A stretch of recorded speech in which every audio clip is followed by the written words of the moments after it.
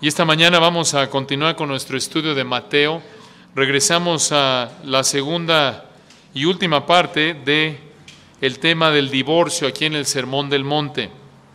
Nos encontramos en Mateo 5, versículos 31 y 32. Mateo 5, versículos 31 y 32. Estamos respondiendo a la pregunta, ¿puedes divorciarte y volverte a casar? Si hay alguien que puede responder de una manera correcta es el Señor mismo, Dios mismo, el Señor Jesucristo. Y en Mateo 5, versículos 31 al 32, encontramos su respuesta. Mateo 5, versículos 31 y 32. El Señor dice, también fue dicho, cualquiera que repudia a su mujer, dele carta de divorcio.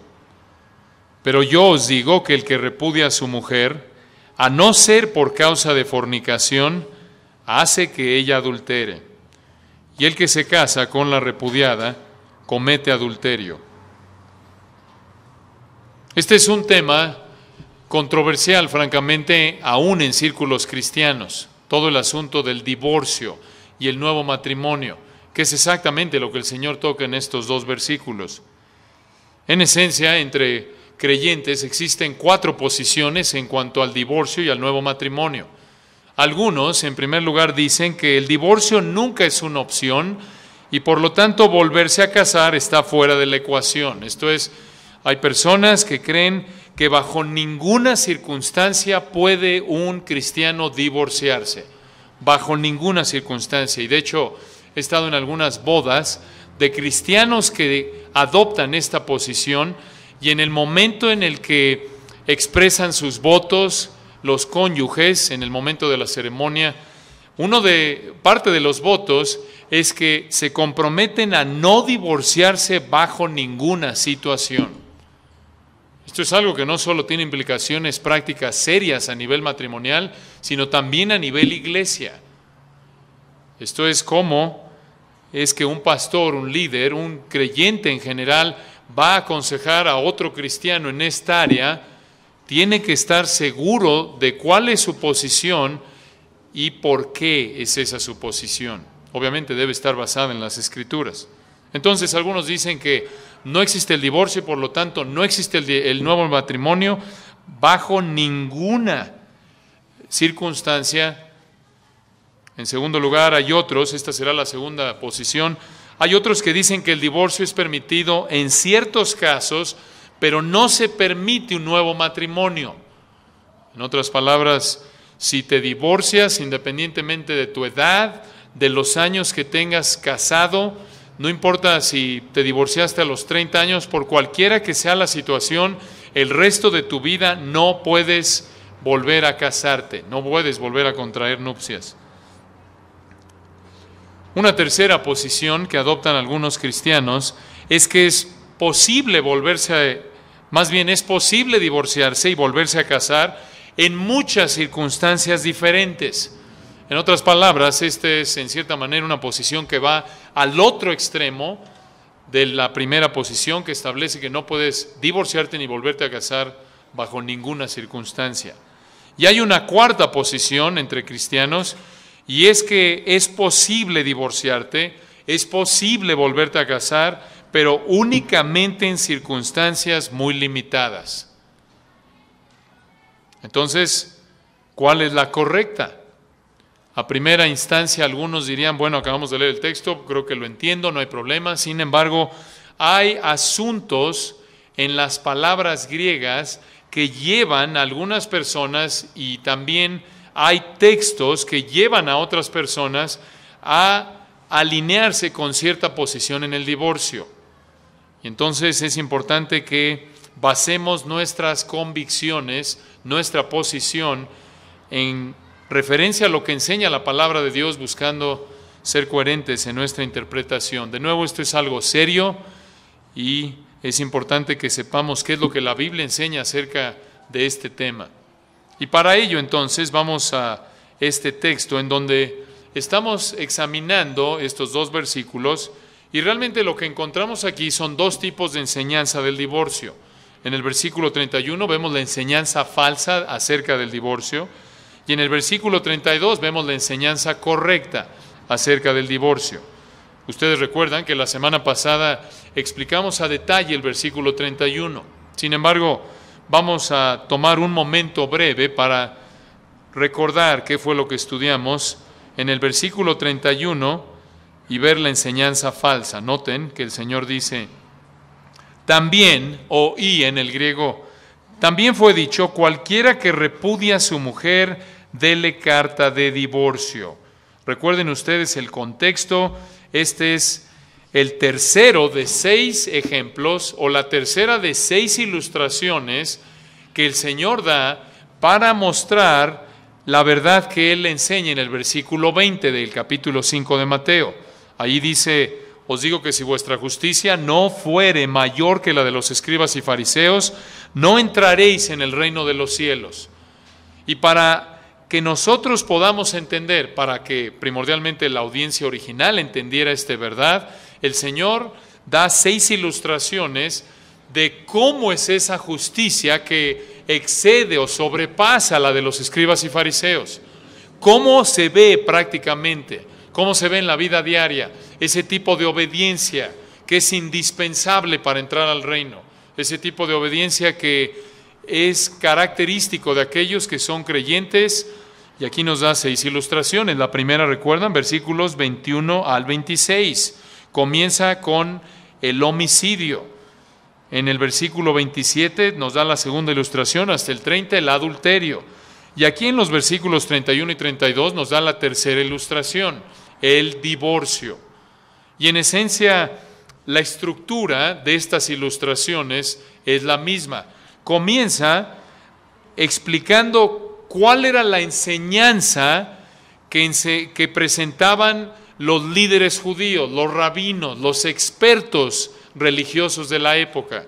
En el caso, versículo 21 del homicidio, ustedes recuerdan que ellos decían no matarás, y en esencia decían, mira, no hay problema que te enojes, que odies a alguien, siempre y cuando no le quites la vida pecaminosamente, estás bien.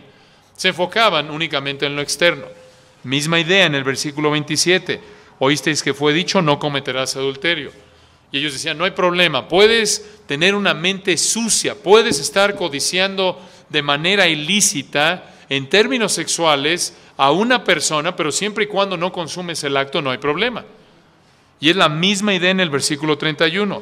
También fue dicho, cualquiera que repudie a su mujer, dele carta de divorcio. Y en esencia lo que decían era, tú te puedes divorciar de tu mujer por lo que quieras, siempre y cuando le des su papel, siempre y cuando le des su certificado de divorcio. Otra vez, todo en términos externos.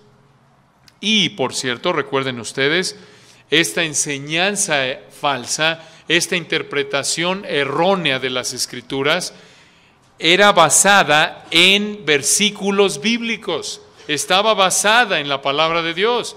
De hecho, recuerdan ustedes, ahí en el versículo 21 de Mateo 5, cuando dice el Señor, oísteis que fue dicho a los antiguos, esa frase repetida con ciertas variaciones en el 27, oísteis que fue dicho, y en el 31 también fue dicho, tenían la idea de decir, esto es lo que les han enseñado sus líderes religiosos. Y toda la enseñanza de estos líderes, aunque errónea, estaba basada en la palabra de Dios. ¿Cómo lo sabemos? Ahí en el 21, oísteis que fue dicho a los antiguos, no matarás. Esa frase, no matarás, recuerdan, es una cita de Éxodo 20:13. Allá adelante, en Mateo 5:27, no cometerás adulterio. Cita de Éxodo 20:14. Y aquí, en Mateo 5:31, cualquiera que repudie a su mujer, dele carta de divorcio. Estaban basando esa enseñanza en Deuteronomio 24, versículos 1 al 4. Ustedes recuerdan que explicamos eso a detalle hace 8 días. Pero noten de nuevo algo que sobresale a lo largo de las ilustraciones del Señor y que explicamos a detalle hace 8 días.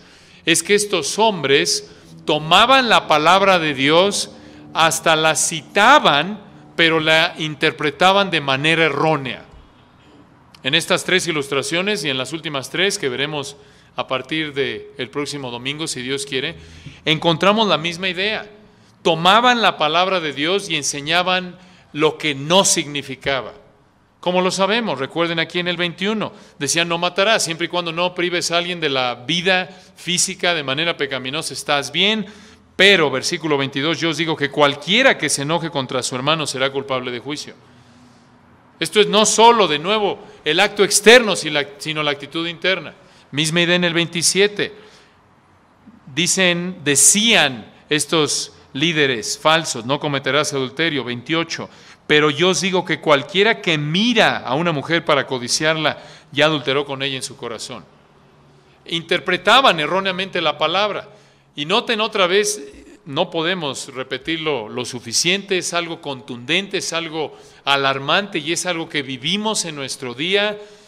Puedes estudiar la Biblia, puedes memorizarla, pero interpretarla equivocadamente y por lo tanto enseñarla y aplicarla de manera errónea.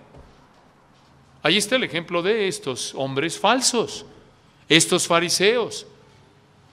Tomaban otra vez la Biblia, se la sabían de memoria, pero la interpretaban y aplicaban de manera equivocada. Así como en el caso del homicidio, el mandato no solo cubría el acto externo, no solo prohibía el acto externo, sino también la actitud interna, como en el caso del adulterio, como en el caso del divorcio también. Tomaron un texto y lo torcieron. Y otra vez, como lo explicamos a detalle, muy importante entender que la Biblia tiene una sola interpretación correcta, aunque hay varias aplicaciones. Muy importante. Y no importa lo que te parezca que dice o que te diga a ti, como algunos dicen, lo importante es saber qué es lo que Dios quiso decir en este texto en particular. ¿Cuál es la intención del autor? ¿Cuál es la intención del Espíritu Santo? ¿Qué quería Dios que entendiera el pueblo de Israel o cualquiera que fuera la audiencia primaria cuando dio un texto en particular dado, independientemente de la época en la historia en la que estés, las circunstancias, hay una interpretación? Y un buen ejemplo de esto, recuerdan, es como cuando tú le escribes a alguien una carta o un correo electrónico o le dices algo a alguien. Por lo general tienes una intención en mente, ¿no es cierto? A menos de que seas poeta y te guste hablar en lenguaje figurado, y se entiende, algunos son así. Por lo general, cuando decimos algo o escribimos algo, tienes un significado en mente, ¿no es cierto? ¿Cómo estás? ¿Qué esperas que te digan? ¿Bien o mal? Que te digan algo de su vida, ¿no es cierto? ¿Quieres saber cómo está la persona? No hay significado oscuro, no es que ahí a eso te refieres con que a ver cómo está tu cartera o algo así, a menos de que te guste hablar así, la gente entiende que eres así, pero por lo general, la gente cuando se comunica tiene un significado, una intención en mente, ¿no es cierto? A menos de nuevo que esté hablando en lenguaje figurado o en doble sentido. Así es la palabra de Dios, no es diferente. Dios dio su palabra con un significado en mente. Él quería que entendiera la audiencia original lo que Él quiso expresarles. Obviamente, y lo vimos en el caso de Nehemías 8, ese ejemplo, estando a miles de años a distancia de la fecha de escritura original, de las diferentes porciones de la palabra de Dios, demanda que echemos mano de diferentes herramientas, porque así como en nuestro día, a menos de que vivas en México, a menos de que en el México del siglo XXI, por ejemplo en la Ciudad de México, no entenderías quién es el peje, ¿no es cierto? ¿Qué es eso? ¿Quién es? ¿No es cierto? No entenderías qué son los autos chocolate. ¿Qué es eso? Un extranjero o un mexicano o alguien aún que no vive en el país, que no está empapado de la cultura, no podría entender eso, ¿no es cierto? No podría entender lo que es verificación vehicular, no podría entender lo que es tantos diferentes aspectos de nuestra cultura, que a menos de que vivas en la cultura, a menos de que entiendas cómo se usan las palabras, no vas a saber lo que es plagio, ¿no es cierto? Para algunos plagio quiere decir que te robas o, usando una expresión coloquial, te fusilas lo que alguien dijo y lo dices como tuyo. Pero no es eso, sabemos que quiere decir secuestro en el contexto de nuestra cultura, ¿no es cierto? Y de nuevo, así es en otros países. Si tomas un periódico de España de hace 10 años o de Inglaterra una publicación de hace 200 años. Y hay alguna, este es una buena ejemplo, es que el hecho de que veas una caricatura, por ejemplo, política, no entiendes una caricatura política aún en nuestro día. Muchas de las caricaturas políticas que hay en el periódico son tan contemporáneas que a menos de que hayas leído las historias, no las historias, sino los artículos o alguna investigación o algún asunto en particular, no vas a entenderlo, ¿no es cierto? ¿Por qué? Porque tienes que entender qué palabras, qué quiere decir, qué quiso decir el autor, el periodista con las palabras que usó, cuál es el contexto cultural, histórico en el que el caricaturista o el escritor escribió lo que escribió. Y así es con la palabra de Dios. Sin embargo, estos hombres tomaron la palabra de Dios y la torcieron.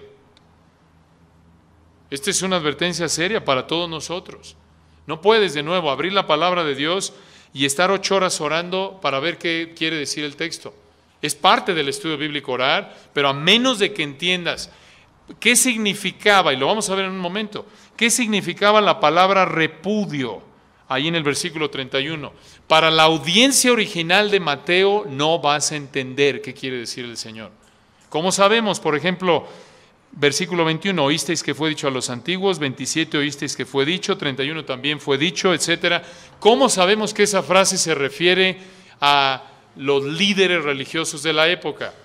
Tenemos que investigar el original, el idioma original. Tenemos que echar mano de buenos libros que nos ayuden a entender la manera de pensar de la época. De lo contrario, te garantizo, puedes orar 8 horas con tu Biblia abierta, de rodillas, ayunar, más de 8 horas, lo que quieras. No vas a entender lo que quiere decir esa frase, como muchas otras en la Biblia. Entonces, este es un gran recordatorio a que puedes estudiar la Biblia, puedes memorizarla, puedes enseñarla, pero puedes interpretarla equivocadamente a pesar de todo eso. Y por ello, otra vez, necesitas reconstruir, regresar al pasado, por así decirlo, para entender, conforme a lo mejor de tu capacidad, todo obviamente en oración, en dependencia del Espíritu de Dios, para saber qué era lo que entendía la audiencia original que escuchó este escrito por primera vez. Es realmente asombroso. Y estamos hablando aquí de la élite judía. Ellos estaban torciendo la palabra. Y noten, recuerden que esto lo explicamos hace algunas semanas atrás, la gente no tenía ni idea de que estaban mal, porque no tenían tanto acceso a la palabra de Dios como por ejemplo en nuestro día. No había tanto acceso. Dependían de aquellos que conocían, por ejemplo, el original, y muchos judíos de ese entonces no hablaban, no podían leer hebreo bíblico, y por lo tanto dependían de aquellos que lo leían y lo entendían. El problema es que aquellos que lo leían lo entendían, eran unos corruptos que interpretaban equivocadamente el texto. Y así se lo enseñaban a la gente, y la pobre gente dependía de ellos, y la gente vivía dependiendo de estos líderes falsos. Entonces aquí, en el caso del divorcio, versículo 31, basándose en Deuteronomio 24, versículos 1 al 4, ellos erróneamente dijeron que siempre y cuando le dieras un papel a tu mujer y ya la despidieras, te divorciaras de ella, no había problema, y te podías divorciar de ella por lo que fuera. Y recuerden que tenemos ejemplos históricos de que había hombres en ese entonces que se divorciaban de sus esposas porque ellas los habían apenado frente a sus amigos, o conocían a una mujer más atractiva y le daban su certificado de divorcio, y ahí nos vemos. Entonces, esta era la enseñanza falsa del divorcio. Pero, noten versículo 32, el Señor de nuevo explica, corrige, como en las primeras 2 ilustraciones, qué era lo que Dios desde el Antiguo Testamento tenía en mente para el divorcio. Versículo 32, pero yo os digo, noten la enseñanza correcta. Y de nuevo, como ya lo vimos en el 22 y en el 27, en contraste a la interpretación equivocada de esos líderes religiosos falsos Y por encima de esa interpretación, con la autoridad del Dios del universo, aquí está la interpretación correcta. Versículo 31, ellos decían, con tal de que tramites tu papel, te puedes divorciar por lo que quieras, pero, versículo 32, yo te digo, dice el Señor, que el que repudia a su mujer, una pausa ahí, vamos a estudiar esto. Algunas personas, y aquí es donde entra parte del debate del divorcio, algunas personas piensan que la palabra repudia se refiere a una separación o rompimiento del compromiso entre personas comprometidas a casarse. Esto es, dicen, esta palabra repudia quiere decir que son dos novios, dos prometidos. En nuestro contexto cultural ya tienen la novia, su anillo de compromiso, ya tienen fecha y simplemente rompen el compromiso. Son novios, no están comprometidos, más bien no están casados aún. Piensan que a eso se refiere la palabra repudia. Sin embargo, esta palabra se refiere a divorcio debido a 3 razones. Ahora, piensen en esto por un momento antes de entrar a las razones. Si tú dices que la palabra aquí en el 31 y 32, si la palabra repudia en griego se refiere a novios, entonces puedes usar este texto para apoyar la posición de que no existe el divorcio bajo ninguna circunstancia. Porque entonces diría, lo que está diciendo aquí el Señor es que solo puedes romper el compromiso con tu prometida en el caso de que haya fornicación. Y esto no se aplica a casados. ¿Se dan cuenta? Esto es significativo. Sin embargo, la palabra griega que se traduce aquí repudia en el 32 se refiere a divorcio. Y esto lo sabemos debido a 3 razones. Vamos a explicarlas. En primer lugar, siempre que esta palabra se usa en referencia a un hombre y a su esposa, se refiere a divorcio. Siempre que esta palabra se usa en referencia a un hombre y a su esposa, a esposos, se refiere a divorcio. Ejemplo, ahí mismo en Mateo, vayan al capítulo 19, misma palabra griega, Mateo 19, versículo 3. Mateo 19, versículo 3. Aquí la palabra en Mateo 19 se usa varias veces. Mateo 19, versículo 3. Entonces vinieron a él los fariseos tentándole, diciéndole, ¿es lícito al hombre repudiar a su mujer por cualquier causa? De acuerdo a la interpretación de algunos, esto querría decir, en Mateo 5, ¿es lícito al novio romper su compromiso con su prometida por cualquier causa? Sin embargo, vean el versículo 7. Le dijeron, ¿por qué pues mandó Moisés dar carta de divorcio y repudiarla? Él les dijo, por la dureza de vuestro corazón, Moisés os permitió repudiar a vuestras mujeres, mas al principio no fue así.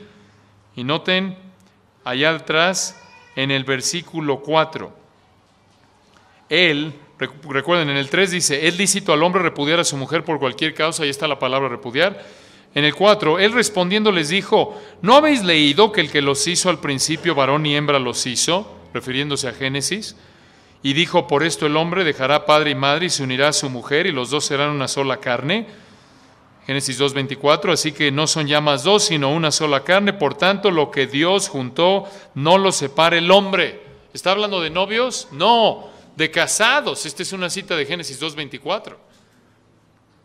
Y versículo 8, él les dijo, por la dureza de vuestro corazón, Moisés os permitió repudiar a vuestras mujeres, esto es, divorciarse de sus mujeres, mas al principio no fue así.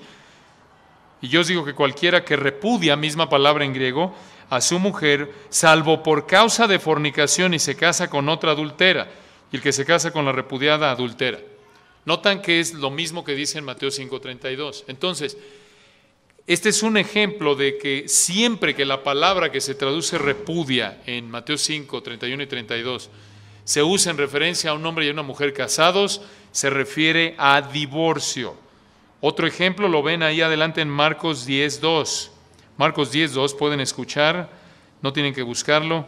Aquí encontramos la misma palabra y dice, pasaje paralelo a Mateo 19, y se acercaron los fariseos y le preguntaron para tentarle si era lícito al marido repudiar a su mujer. Misma idea, un hombre y una mujer casados. Y en Lucas 16, versículo 18, escuchen esto. Lucas 16, versículo 18. Todo el que repudia a su mujer y se casa con otra adultera, y el que se casa con la repudiada del marido adultera. Entonces, la idea es que cada vez que se usa esa palabra griega, traducida repudia, en referencia a un hombre y una mujer, en el contexto de matrimonio se refiere a divorcio, obvio. Mujer, hombre, casados, se refiere a divorcio. Otra razón, regresando a Mateo 5:32, por la que afirmamos que la palabra repudia aquí se refiere a divorcio, es que el Señor se está refiriendo a Deuteronomio 24, 1 al 4, en el versículo anterior a este. Y ya explicamos que Deuteronomio 24, 1 al 4 se refiere a personas casadas. Ahora, para refrescar su memoria brevemente, vayan ahí. Deuteronomio 24, 1 al 4, o simplemente pueden escuchar. Deuteronomio 24, versículos 1 al 4. Y ya vimos esto a detalle. Recuerden, la Reina Valera 60 no expresa de manera correcta lo que el hebreo en este texto dice. Vimos el ejemplo de la Biblia de las Américas, que hace un buen trabajo en la traducción aquí, y lo único que está haciendo aquí en los versículos 1, 2, 3, está expresando, está describiendo una situación. En Reina Valera 60 nos da la idea de que está mandando algo, pero no es un mandato. La idea es que algo que está sucediendo. Deuteronomio 24:1, escuchen. Cuando alguno tomare mujer y se casare con ella, son casados. Si no le agradare por haber hallado en ella alguna cosa indecente, le escribirá carta de divorcio, y se la entregará en su mano y la despedirá de su casa. Y salida de su casa, podrá ir y casarse con otro hombre. Versículo 3. Pero si la aborreciere este último y le escribiere carta de divorcio y se le entregara en su mano, noten la repetición de la carta de divorcio, y la despidiere de su casa, o si hubiere muerto el postrer hombre que la tomó por mujer, en el 4, no podrá su primer marido que la despidió volver a tomarla para que sea su mujer, después que fue envilecida, porque es abominación delante de Jehová. Y no has de pervertir la tierra que Jehová tu Dios te da por heredad. Noten que aquí el Señor no está mandando, no está autorizando el divorcio, únicamente está reconociendo la realidad y lo permite en el caso de adulterio. La implicación ahí, lo explicamos a detalle, es que esta mujer está envilecida porque se divorció de su primer marido por algo que no fue adulterio. Entonces, debido a eso, esta mujer está contaminando porque está cometiendo adulterio por haberse divorciado de su primer marido por una razón que no era adulterio, no arrepentido. Entonces contamina la tierra por su adulterio y está contribuyendo a la contaminación de la tierra, es la idea. Entonces, ahí en ese texto es claro que se refiere a un hombre y una mujer casados. Es evidente. Y ese es el texto, regresando a Mateo 5:31, al que el Señor hace referencia aquí en Mateo 5:31 y 32. Noten de nuevo el 5:31, también fue dicho, cualquiera que repudia a su mujer, dele carta de divorcio. También fue dicho, esto es lo que les dijeron sus líderes. Si te quieres divorciar, simplemente firme el papel, es la idea. Tristemente, como muchos en nuestro día, lo ven como un mero procedimiento. Y versículo 32, pero yo os digo que el que repudia a su mujer. Entonces noten, el contexto está basado en Deuteronomio 24. Entonces, esto nos lleva a concluir que la palabra repudia ahí se refiere aquí a personas casadas, se refiere a divorcio. Entonces, 3 razones por las que afirmamos que la palabra repudia aquí se refiere a divorcio y no simplemente a romper un compromiso previo al matrimonio. En primer lugar, repetimos, siempre que se usa en referencia a un hombre y a su esposa, se refiere a divorcio. En segundo lugar, el Señor se está refiriendo a Deuteronomio 24, 1 al 4, y ahí se refiere a personas casadas. Ahí en el contexto se refiere, está haciendo referencia a Deuteronomio 24. Y en tercer lugar, escuchen esto, un compromiso hebreo era visto como si los prometidos estuvieran ya casados. ¿Recuerdan? Lo vimos con José y María en Mateo, en primer capítulo de Mateo, cuando José dice, Mateo 1, versículo 18, más bien Mateo nos dice, el nacimiento de Jesucristo fue así. Estando desposada María su madre con José, antes que se juntasen, antes que consumasen el matrimonio, antes que tuvieran relaciones, se halló que había concebido del Espíritu Santo. José su marido, como era justo y no quería infamarla, quiso dejarla, esa es la idea.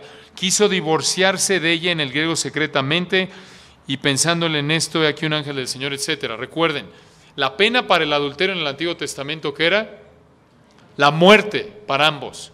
Sin embargo, Dios en su gracia permitió que se sustituyera la pena de muerte con el divorcio, como una expresión de misericordia para la parte ofendida. Y vamos a hablar de eso en un momento. Entonces, regresando a Mateo 5:32, repudia aquí se refiere a divorcio. El Señor dice, pero yo os digo que el que repudia o el que se divorcia de su esposa, noten lo que añade aquí, a no ser por causa de fornicación, hace que ella adultere, y el que se casa con la repudiada comete adulterio. Entonces, noten aquí que el Señor da una sola excepción, algunos lo llaman aquí la cláusula de excepción. Hay una excepción en la cual Dios permite el divorcio. Él dice, noten, el que repudia o el que se divorcia de su mujer, a no ser, o se puede traducir en el griego, excepto por causa de fornicación, hace que ella adultere. Una pausa ahí. La pregunta entonces aquí es, si el Señor permite el divorcio únicamente en el caso de fornicación, ¿qué es fornicación? ¿Qué quiere decir eso? ¿Qué involucra? ¿Qué envuelve esto de fornicación? Bueno, esta es una palabra griega conocida, porneias, simplemente escucharla, sin duda alguna les trae a la mente palabras que obtenemos de esta palabra como pornográfico, viene de porneias. Esta palabra se refiere en esencia a cualquier actividad sexual ilícita. Cualquier actividad sexual ilícita. La palabra de Dios establece que cualquier actividad sexual fuera de la relación que existe entre un hombre y una mujer en el matrimonio es ilícita. De una manera simple. Cualquier actividad sexual fuera de la relación que existe entre un hombre y una mujer en el matrimonio es ilícita. Y es triste que tengamos que recordarlo, pero la palabra de Dios enseña, dejará el hombre a su padre y a su madre y se unirá a su mujer. No dejará el hombre a su padre y a su madre y se unirá a su otro hombre.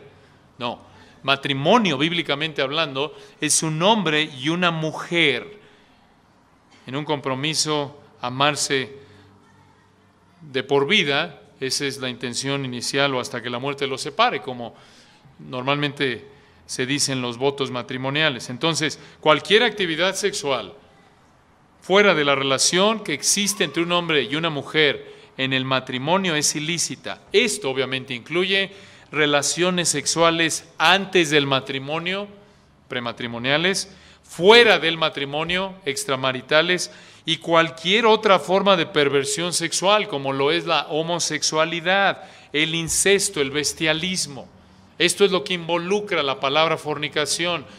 No solo es entonces el hecho de que un cónyuge tenga relaciones con una persona que no es su cónyuge, que del sexo opuesto, sino puede ser alguien que es del mismo sexo, o puede ser alguna otra perversión como la encontramos en otras partes de la palabra de Dios. Noten entonces, versículo 32 de nuevo, que el que repudia a su mujer, que el que se divorcia de su mujer o de su esposa, excepto por causa de fornicación, excepto por cualquier actividad sexual ilícita, y el que se casa con la repudiada o con la divorciada, comete adulterio. ¿Qué estamos diciendo aquí? ¿Qué está diciendo el Señor? Si te divorcias de tu esposa, si te divorcias de tu cónyuge, esto obvio se aplica a hombre y a mujer, por alguna razón que no es lo que el Señor aquí dice, fornicación, involucra adulterio en el sentido estricto de la palabra, si ella se vuelve a casar adultera porque no se permite el divorcio, excepto por causa de fornicación, podríamos agregar aquí, no arrepentida. Esa es la idea. Lo que encontramos en este versículo es coherente con lo que encontramos, escuchen, en el Antiguo Testamento. Esto no es nada nuevo. Recuerden que el Señor no vino a dar nada nuevo, a editar. Y allá atrás ya lo hemos visto varias veces, Mateo 5:17, lo vimos a detalle. El Señor nos dijo que les dijo a la audiencia original, y obvio a toda persona que abre su palabra, no he venido para abrogar, sino para cumplir. Él vino a cumplir. No está diciendo nada nuevo. Lo que encontramos aquí es coherente con lo que encontramos en el Antiguo Testamento. Dios aborrece el divorcio. ¿Cómo lo sabemos? Malaquías 2:16 nos dice de manera explícita que Dios odia el divorcio. Malaquías 2:16, escuchen estas palabras conocidas. Porque Jehová Dios de Israel ha dicho que Él aborrece el repudio, en el contexto de que ahí había israelitas que se estaban divorciando de sus mujeres. Repudio ahí de nuevo se refiere a divorcio. Dios aborrece el divorcio, no es parte de su plan original. Ya lo vimos en Mateo 19, citando Génesis 2:24. En el principio Dios hizo al hombre y a la mujer para que dejara el hombre a su padre y a su madre y se uniera a su mujer y los dos fueran una sola carne. No había provisión en el plan original de Dios para el divorcio. El divorcio, escucha, es producto del pecado. El divorcio siempre es producto del pecado. Él no lo manda, Él no lo promueve, subraya esto, únicamente lo permite como una expresión de misericordia a la parte afectada. Podríamos llamarle al cónyuge inocente, aquel en contra de quien se cometió el adulterio. Si tienes aquí un hombre y una mujer, y la mujer comete adulterio y no se arrepiente, y se ha hecho todo lo que bíblicamente es posible por llamarla al arrepentimiento y no se arrepiente, entonces Dios en su misericordia permite al cónyuge fiel divorciarse de esta persona como una expresión de misericordia a él. Otra vez, no es que Dios esté mandándolo, no es que Dios esté contento, no es que Dios lo promueva. Es algo terrible el divorcio y Dios lo odia. Y ya lo vimos, en el Antiguo Testamento encontramos la misma excepción. Lo explicamos a detalle hace 8 días, como Deuteronomio 24, 1 al 4, permitía el divorcio en el caso de adulterio no arrepentido. Y una vez más, los rabinos torcieron el Antiguo Testamento, se apoyaban en Deuteronomio 24:1 y decían que un hombre podía divorciarse de su mujer si había algo que no le gustara, siempre y cuando le diera su papel, su trámite. Un buen ejemplo de este principio es la relación de Dios con Israel. Espiritualmente, ustedes recuerdan que Israel cometió adulterio continuo en el sentido de que se volvió idólatra, se fue tras otros dioses desde el punto de vista espiritual. Por eso Dios se refiere a Israel como adúltera, y recuerden que la analogía entre Dios Padre e Israel en el Antiguo Testamento es que es su esposa, ¿no es cierto? Su esposa, estaba casado con ella, estaba comprometido con ella. Y lo que pasó es que Israel cometió adulterio continuo, no se arrepintió y por ello Dios se divorció de ella. Un ejemplo de esto, podríamos ver varios, lo encontramos en Jeremías 3, versículo 8. Acompáñenme ahí. Jeremías 3, versículo 8. En Jeremías 3, 8, noten lo que dice el profeta. Recuerden, aquí en el contexto, Jeremías está condenando la infidelidad del pueblo de Dios. Noten desde el versículo 6 cómo Dios a través de Jeremías el profeta está confrontando su pecado y llamándolos al arrepentimiento. Jeremías 3:6, me dijo Jehová en días del rey Josías, ¿has visto lo que ha hecho la rebelde Israel? Ella se va sobre todo monte alto y debajo de todo árbol frondoso y allí fornica. Esto es una analogía, no es que literalmente todos estaban cometiendo este acto pecaminoso, sino que habían dejado a Dios. En términos espirituales, estaban fornicando con otros dioses, es la idea. Versículo 7, y dije, después, esto es Dios hablando a través de Jeremías, después de hacer todo esto, esto es lo que Dios pensó. Después de hacer todo esto, ¿qué es eso? Todo lo que hizo en el 6, su fornicación, se volverá a mí. Noten, Dios esperaba que después de esto se volviera a Él. Había esperanza en Dios, había una actitud como siempre la hay en su misericordia, perdonadora, misericordiosa. Estaban pecando y él esperaba que se arrepintieran y regresaran a él. Versículo 7. Pero no se volvió. Y lo vio su hermana la rebelde Judá. Esto es, recuerden, está hablando aquí ya de la división del reino, ya estaba dividida las 12 tribus, las 10 del norte llamadas Judá, las 2 del sur, 931 a.C., llamadas Israel, las 10 del norte, Judá, las 2 del sur. Israel está en pecado, Dios los lleva cautivos a través de los asirios como juicio en contra de su pecado por haberlo dejado.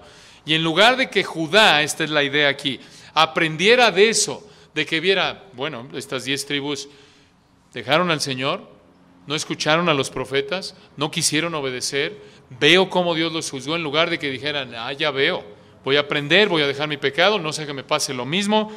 En lugar de esto, versículo 8, hablando de Judá, ella vio que por haber fornicado la rebelde Israel, yo la había, escuchen esto, despedido y dado carta de repudio, de divorcio. La idea es que Dios se divorció de Israel. Pero no tuvo temor la rebelde Judá, su hermana, sino que también fue ella y fornicó. Terrible. Dios se divorció, por así decirlo, de Israel. Isaías 51 hace eco de esta verdad. Escuchen, así dijo Jehová, que es de la carta de repudio de vuestra madre, esto es la carta de divorcio de vuestra madre, con la cual yo la repudié o yo me divorcié de ella. ¿O quiénes son mis acreedores a quienes yo os he vendido? He aquí que por vuestras maldades sois vendidos, y escuchen esto, y por vuestras rebeliones fue repudiada vuestra madre. Esto es, por el pecado de Israel se divorció Dios de ella. Israel cometió adulterio continuo, no se arrepintió, y por ello Dios se divorció de ella. Pero, ustedes recuerdan en el libro de Oseas, no vamos a verlo, lo pueden leer más adelante.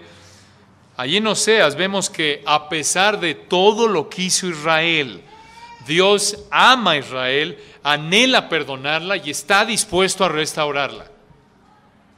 Este es un ejemplo de la actitud que debe tener el cónyuge afectado. Escucha, aún en el adulterio. La actitud no debe ser de buscar el divorcio en cuanto comete adulterio. Esa no es la actitud de Dios aún en contra de Israel cuando se estaba aferrando a su pecado. La actitud aún del cónyuge afectado debe ser que busca amar al cónyuge que pecó contra él, perdonarlo, restaurarlo. Otra vez, esto no es fácil, sin duda alguna, sumamente doloroso, y Dios lo sabe, mejor que nadie. Sin embargo, esta es la responsabilidad del cónyuge afectado. Hace lo que está de su parte en términos bíblicos, por perdonar, por esperar a que se arrepiente, así como Dios esperó que se arrepintiese Israel. Pero cuando ha hecho todo lo que está de su parte y el cónyuge adúltero persiste en su pecado, queda libre para divorciarse y volverse a casar. En Esdras 10, simplemente lo pueden apuntar, encontramos un caso especial en el que, en lugar de haber matado a los maridos, las mujeres y sus hijos, como establecía la ley, Dios en su misericordia permitió el divorcio de nuevo y no mataron a todas las personas involucradas en el pecado que ahí muestra Esdras 10.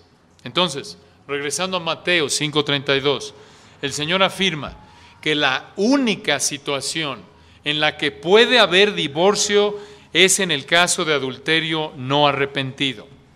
Ahora, vayan a Lucas 16:18, porque aquí entra parte del debate, por así decirlo. Lucas 16:18.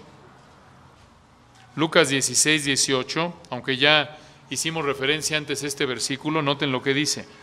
Todo el que repudia a su mujer y se casa con otra adultera, y el que se casa con la repudiada del marido adultera. Esta es una afirmación abreviada de Mateo 5:32. Ahí no se encuentra la excepción, ¿notan? Ahí el Señor no dice, excepto por causa de ¿qué? Ahí no se encuentra. Y esta es parte de la razón por la que hay comentaristas que creen que Mateo añadió la afirmación a no ser por causa de adulterio o de fornicación. Dicen algunos, bueno, como Lucas 16:18 no lo tiene, Mateo añadió, esto fue de la propia cosecha de Mateo, que solo cuando hay fornicación se puede divorciar de ella. Sin embargo, esto es erróneo por dos razones. En primer lugar, no hay evidencia textual de que Mateo añadió la frase excepto por causa de fornicación. Esto es, no hay evidencia en manuscritos antiguos de que Mateo incluyó eso. La segunda razón por la que es erróneo decir que Mateo incluyó esa frase de excepto por causa de fornicación de su propia iniciativa es una razón histórica. Esto es, no solo desde el punto de vista textual le llamamos a este punto, no solo desde el punto de vista de manuscrito no hay evidencia, sino que desde el punto de vista histórico no hay evidencia. Y cuando hablamos desde el punto de vista histórico, estamos hablando del testimonio, escucha esto, muy importante, de los primeros líderes de la iglesia, esto es, aquellos hombres que vivieron más cerca de los tiempos del Nuevo Testamento. Y ustedes han oído nombres como Orígenes, Tertuliano, Clemente de Alejandría. Los escritos de estos hombres son muy importantes porque ellos vivieron más cerca de la época de los apóstoles y la manera en la que ellos interpretaban el texto es muy importante porque otra vez, como lo explicamos hace un momento, ellos entendían mejor la cultura que un cristiano del siglo XXI. Y estos líderes, que por cierto, un comercial aquí, CLIE, gracias a Dios por ello, está sacando una colección de más de 100 tomos que se llama Grandes Autores de la Fe. Y en estos libros, CLIE está sacando obras originales traducidas al español de estos líderes. Orígenes, Clemente de Alejandría. Seguramente los vieron en Expo Cristiano. Si lo ven en una librería, no se asusten, no digan, ¿quién es Orígenes? ¿Dónde está su iglesia? Me aterra su nombre. Estos eran nombres de los primeros líderes de la iglesia. Y es útil leer sus escritos para entender, noten otra vez, cómo interpretaban ciertos textos clave o perspectivas históricas de quién escribió este libro, tal libro. Es muy importante. Entonces, no hay testimonio ni textual ni histórico, no hay escrito alguno de los primeros líderes de la iglesia, le llamamos primitiva por ser la primera, y por ahí escucharán el nombre los padres apostólicos. No se asusten, no es un sacerdote, no es un cardenal, es un término que se usa para referirse a estos hombres. Ni los padres apostólicos, ni desde el punto de vista textual se puede indicar que Mateo incluyó esa cláusula porque tuvo ganas, porque se le antojó. Además, recuerden que Mateo incluye la mayor cantidad de material didáctico del Señor en términos de discursos que cualquier otro de los 4 evangelios. ¿Recuerdan? Hay 5 discursos principales. Entonces, muy importante esto, no podemos decir, regresando a Mateo 5, que Mateo incluyó esa frase, Mateo 5:32, a no ser por causa de fornicación por iniciativa personal. Por si no fuera suficiente, un punto más aquí, y de nuevo, hermanos, sé que les estoy dando aquí algunos detalles más técnicos, sin embargo, necesitan entender, si no se acuerdan de todo, por lo menos que sepan por qué adoptamos como iglesia la posición que tenemos del divorcio. Porque quizás nunca habían oído esto algunos de ustedes, sin embargo, está allá afuera y alguien que haya leído un poquito, algunos de otros grupos cristianos, les va a sacar esto y van a decir, oye, ¿pero qué? Nunca había oído esto, y por lo menos saben de qué están hablando y el por qué llegamos a la conclusión que llegamos, y aunque no se acuerden de todo acento y punto y aparte y todo detalle, por lo menos saben que estamos buscando examinar y estudiar y buscar ser fieles y cuidadosos en la interpretación del texto. Mateo 19:9, escuchen esto, ya lo leí. Y yo os digo que cualquiera, dice el Señor, que repudia a su mujer, salvo por causa de fornicación y se casa con otra adultera, y el que se casa con la repudiada adultera. Mateo 5:32, lo mismo. Yo os digo que el que repudia a su mujer, a no ser por causa de fornicación, hace que ella adultere, y el que se casa con la repudiada comete adulterio. ¿Notan? Es lo mismo. Mateo 5:32. Si no se acuerdan de nada de lo que les dije de argumentos, acuérdense de esto. Mateo 5:32 y Mateo 19:9 en esencia son lo mismo. Y sería francamente difícil no solo decir que Mateo incluyó por iniciativa personal esa frase en Mateo 5:32, sino que también duplicó esa frase en Mateo 19:9. ¿Se dan cuenta? Es contundente entonces que el Señor reitere este principio de que el divorcio se permite cuando hay adulterio continuo, aquí en Mateo 19:9. Entonces, Lucas 16:18 debe ser interpretado a la luz de Mateo 5:32 y 19:9. ¿Permite entonces la Biblia el divorcio? Sí, sí. De acuerdo a este texto, cuando hay un adulterio no arrepentido. Y 1 Corintios 7:15 agrega otra situación en la que Dios permite el divorcio. Acompáñenme ahí. Muy importante que lo vean. 1 Corintios 7, versículo 15. Recuerdan aquí que en esencia Pablo está hablando de la soltería y varios beneficios que trae la soltería, aquellos que Dios ha llamado de manera permanente a ser solteros o aquellos que temporalmente sean solteros. Aquí hay varios beneficios. 1 Corintios 7:15. Pero si el incrédulo se separa, sepárese. Vean desde el 14, ¿a quién le está hablando? Porque el marido incrédulo es santificado en la mujer, y la mujer incrédula en el marido, pues de otra manera vuestros hijos serán inmundos, mientras que ahora son santos. Esto es, aquí hay un matrimonio en el que hay un cónyuge creyente y un cónyuge incrédulo. Sea marido o mujer, cualquiera que sea el cónyuge incrédulo, hay un incrédulo y hay un creyente. Ese es el punto. Versículo 15. Pero si el incrédulo se separa, esto es, si el cónyuge incrédulo quiere dejar, quiere abandonar, quiere divorciarse del cónyuge creyente, sepárese. Le está hablando al cónyuge creyente. Esto es, si el cónyuge incrédulo se separa, sepárese. Pues no está el hermano o la hermana sujeto a servidumbre en semejante caso, sino que a paz nos llamó Dios. En otras palabras, si un cónyuge creyente tiene un cónyuge incrédulo, está casado con un incrédulo, y el incrédulo quiere dejarlo, quiere abandonarlo, Pablo le está diciendo, no te aferres, déjalo ir, déjalo ir. Dios permite entonces el divorcio en estas dos situaciones únicamente, como una expresión de nuevo de misericordia hacia la parte afectada. En el primer caso, un adulterio continuo, y el segundo caso, cuando un cónyuge incrédulo abandona al cónyuge creyente. Cuando entonces se lleva a cabo un divorcio por alguna otra razón que no sea una de estas dos o ambas, es un divorcio no permitido por la palabra de Dios, escucha, que contribuye a la multiplicación del adulterio.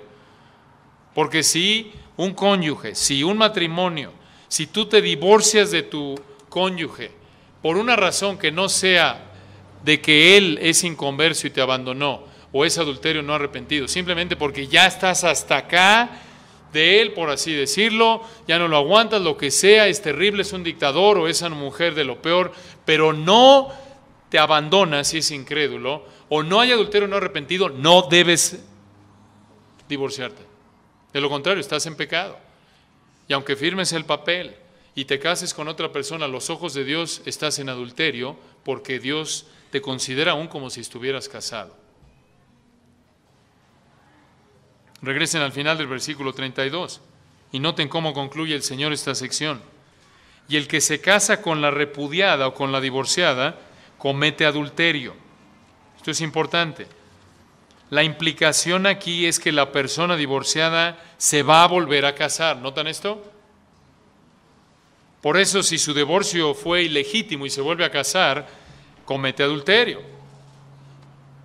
Pero cuando el divorcio ha sido por una razón que Dios permite, entonces la persona queda libre para volverse a casar. Escuche esto, siempre y cuando sea con un creyente. Vamos a explicar esto.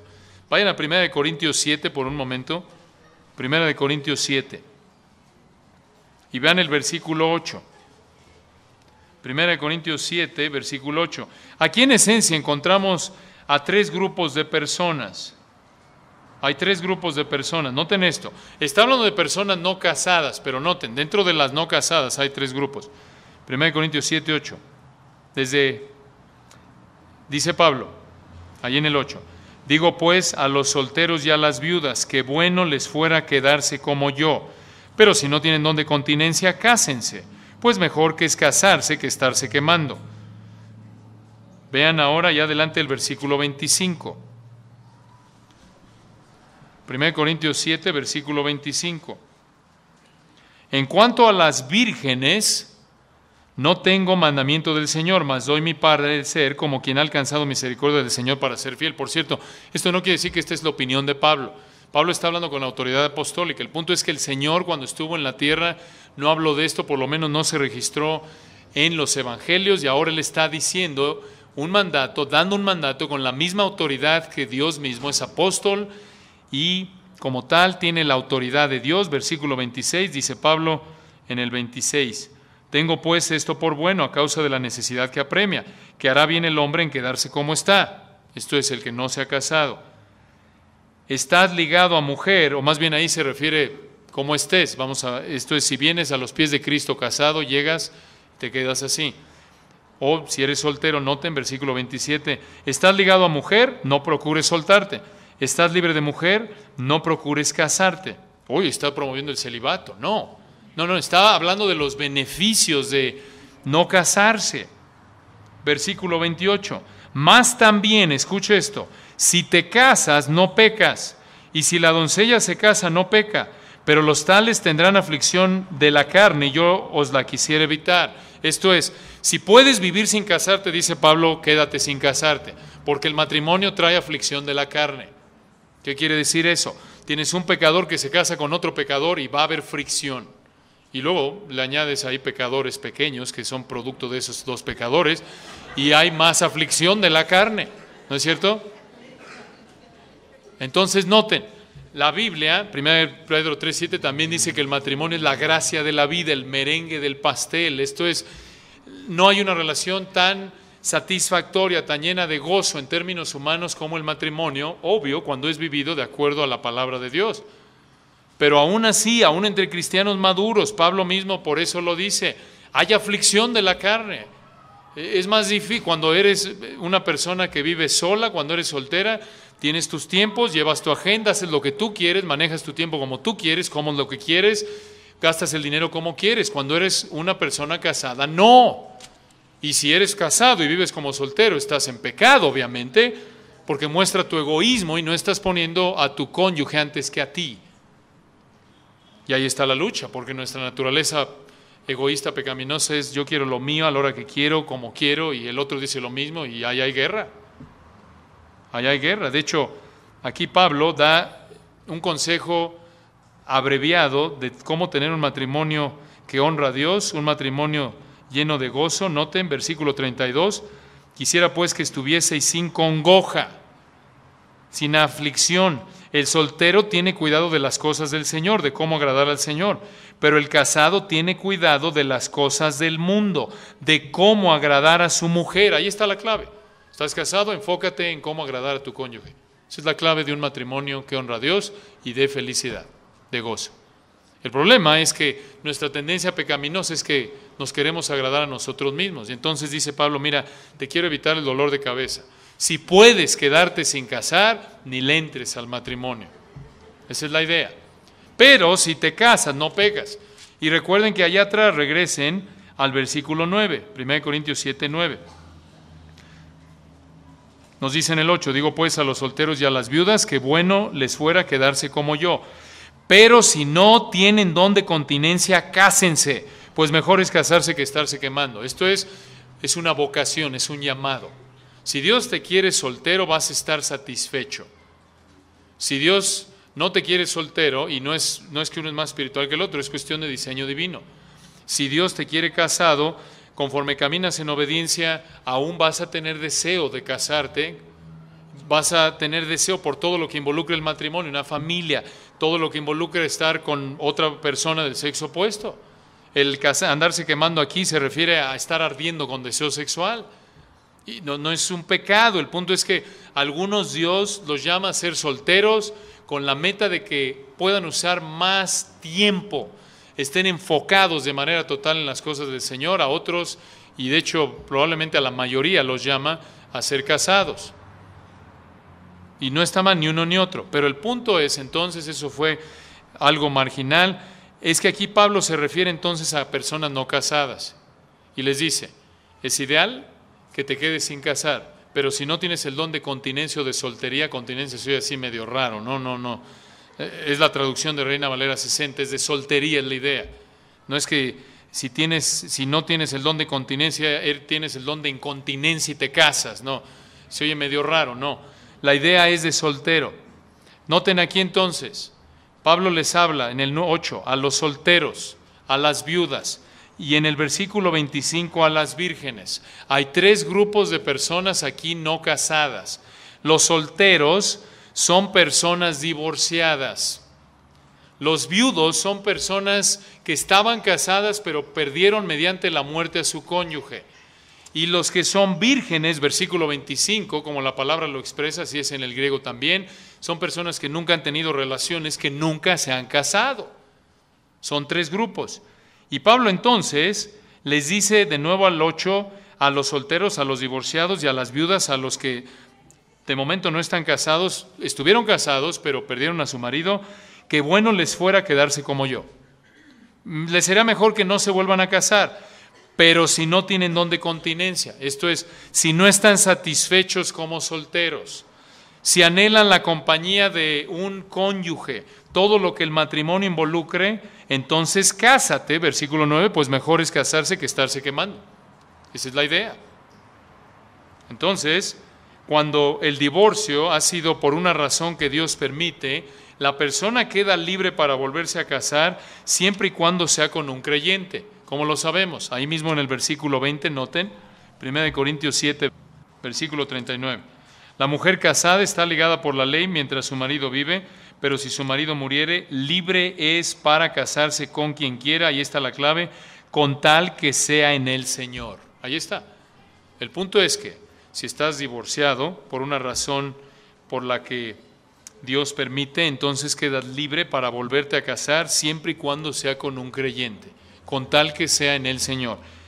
En referencia al nuevo matrimonio, Pablo de hecho manda a las mujeres que han quedado sin marido, 1 Timoteo 5, lo pueden apuntar ahí, versículo 14, ahí en ese contexto, recuerdan cuando estudiamos 1 Timoteo, las viudas se refiere en el griego en ese pasaje a mujeres que han quedado privadas de su marido porque las abandonó o quizás se divorció de ellas o quizás de alguna manera murieron.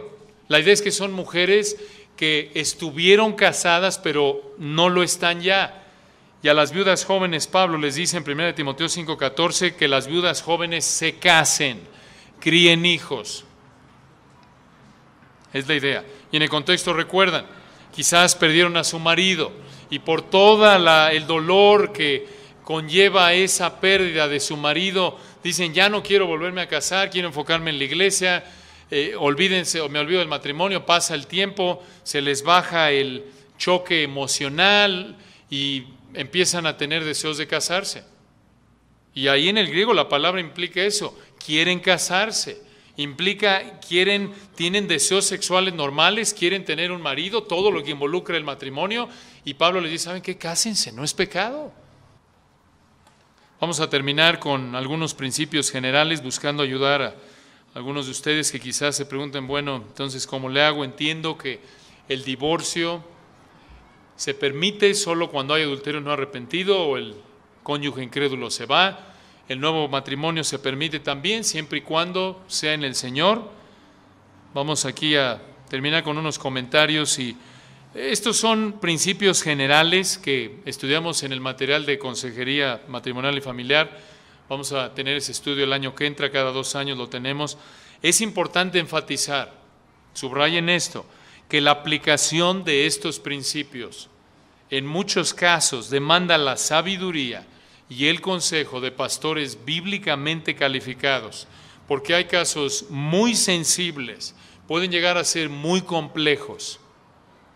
Hay gente, por ejemplo, que viene a los pies de Cristo y resulta que trae ahí una fila de 3 mujeres, hijos regados por todos lados, se divorció de una, no se divorció de otra y es un caos. Y hay que desenmarañar todo eso, ¿no es cierto? Entonces, en resumen, dada la santidad del matrimonio, la seriedad de este pacto, recuerden, es un pacto en términos bíblicos, todos los medios bíblicos deben ser agotados con la meta de mantener unido al matrimonio. Ahora, si ocurre inmoralidad sexual u otro pecado, incluso se da una separación, pero escuche esto, ¿es posible la reconciliación? Entonces el compañero fiel debe perdonar y reconciliarse. La reconciliación después del divorcio debe ser el fruto de arrepentimiento cuando dos creyentes se han divorciado. Obviamente una reconciliación plena no es posible cuando uno de los involucrados permanece como incrédulo. Esto es importante. Y ya divorciados. Puede ser el caso, esto sucede, que una persona, ejemplo, hay un divorcio antibíblico o hay una, como lo estamos mencionando, hay o inmoralidad sexual, hay algún pecado, en particular aún inmoralidad sexual, y se divorcian y se les llama al arrepentimiento a los dos, o hagamos a un lado la inmoralidad sexual, simplemente se divorcian, ¿ok? En desobediencia, por algo no bíblico. A los dos cónyuges, los dos profesan ser creyentes, los dos se les confronta, no aceptan, tienen que ser disciplinados, Mateo 18, 15 al 17, no reciben la amonestación en privado. Segundo paso, 2 o 3 testigos, uno se arrepiente y dice me reconcilio contigo, y el otro no se arrepiente. Paso 3, hay que traerlo a la iglesia, toda la iglesia ora por él, lo llaman al arrepentimiento, no se arrepiente. Paso 4, queda fuera de la iglesia y es tenido por un gentil, ¿y qué? En ese punto, ese cónyuge ya, aunque profese ser cristiano, en términos bíblicos se considera un incrédulo.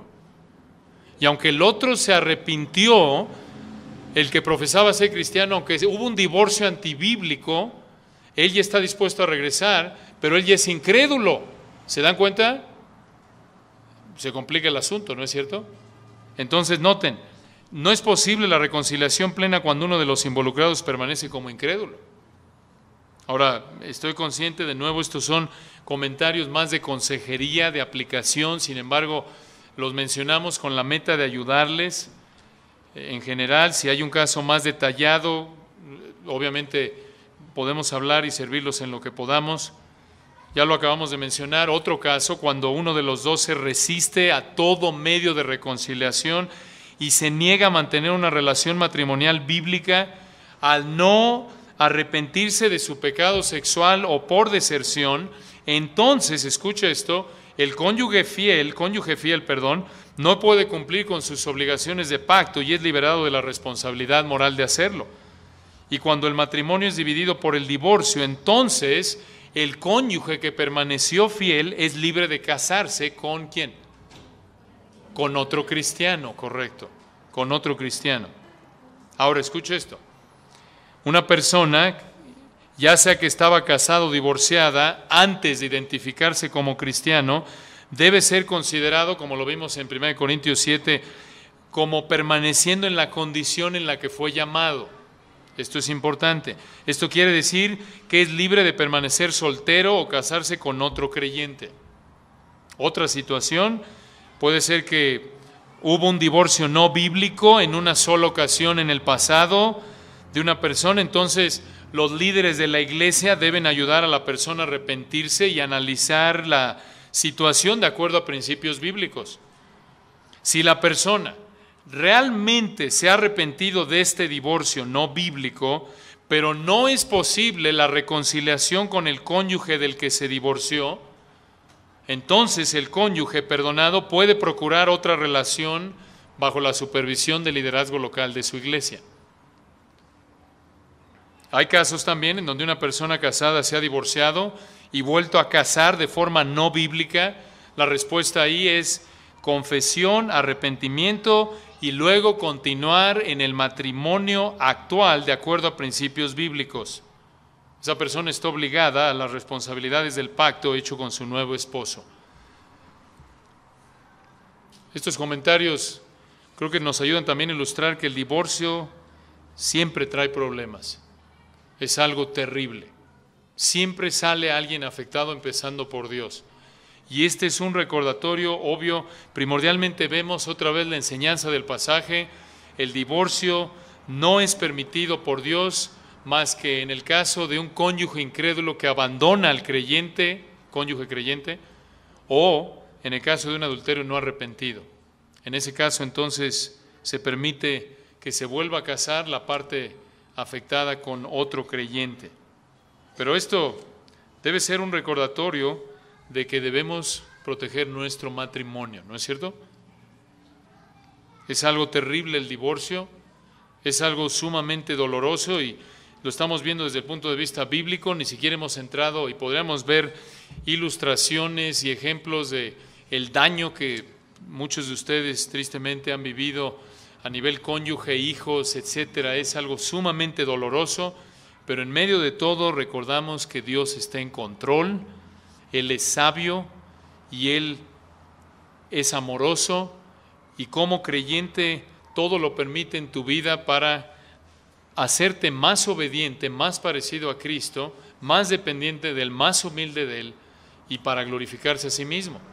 Y como incrédulo, Dios permite también las cosas siempre con un objetivo en mente: apuntarte al Salvador, apuntarte a ver tu necesidad, tu pecaminosidad, y que necesitas clamar a Él por misericordia para que te salve y puedas vivir de una manera que honra a Dios. A nivel personal y a nivel matrimonial, que realmente disfrutes del matrimonio como la gracia de la vida. Oremos para concluir. Padre, estamos agradecidos por este tiempo. Hemos considerado un tema que es sensible, es doloroso para muchos. Sin embargo, gracias porque nos das instrucción clara, específica en esta área. Y oramos por sabiduría para aplicarla a nuestra vida. Rogamos por aquellos, Señor, que quizás en esta mañana estén luchando en su matrimonio, otros que quizás estén sufriendo por el dolor de un divorcio, hijos, padres, cónyuges. Consuela, Padre, a través de tu palabra. Danos entendimiento para pensar conforme a tu palabra y someternos a ella.